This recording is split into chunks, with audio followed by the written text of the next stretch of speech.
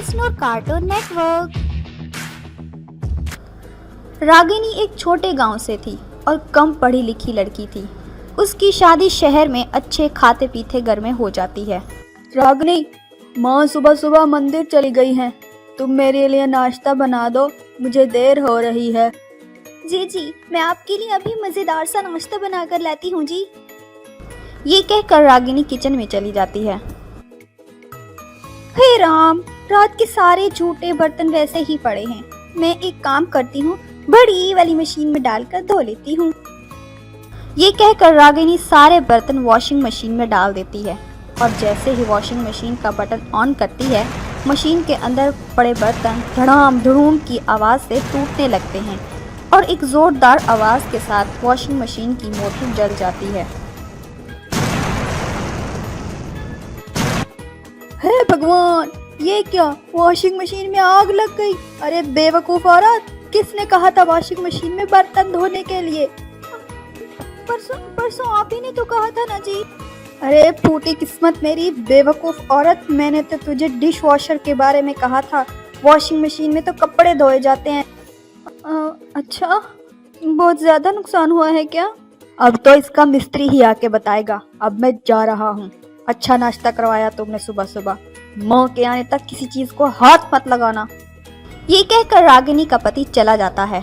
इस तरह अलग रहन सहन और शहर की नई चीजों से अनजान रागिनी अक्सर कोई न कोई बेवकूफ़ी कर बैठती।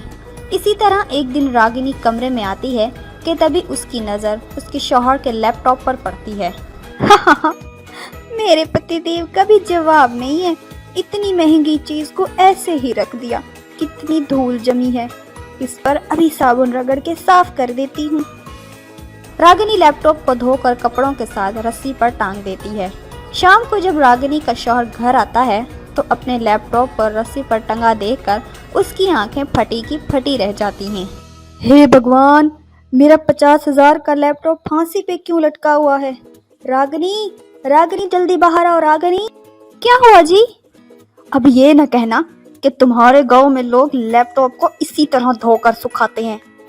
आपको पता है कि इस पर कितनी धूल जमी हुई थी?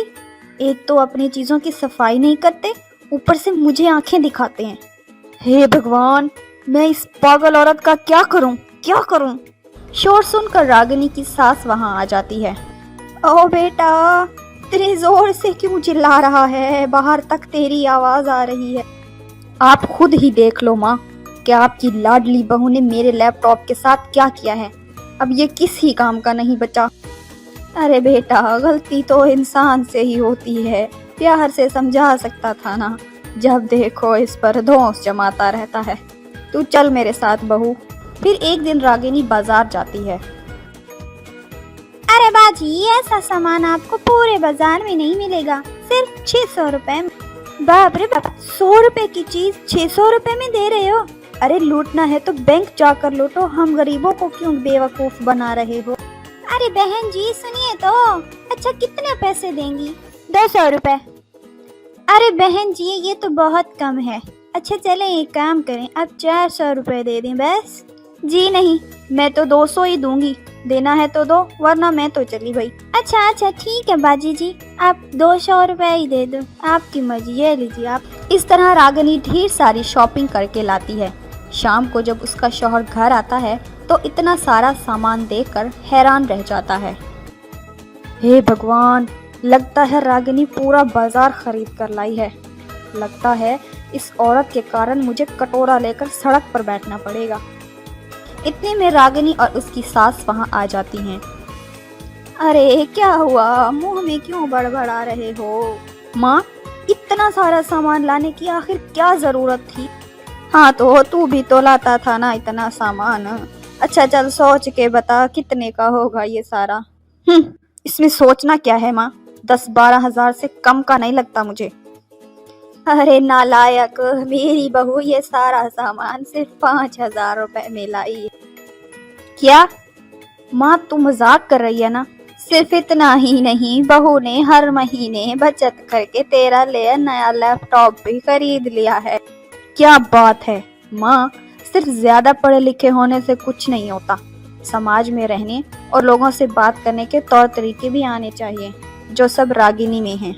इस कहानी से हमें ये पता चलता है कि ज़्यादा पढ़े लिखे होने के साथ साथ समझदारी और अक्लमंदी भी होनी चाहिए।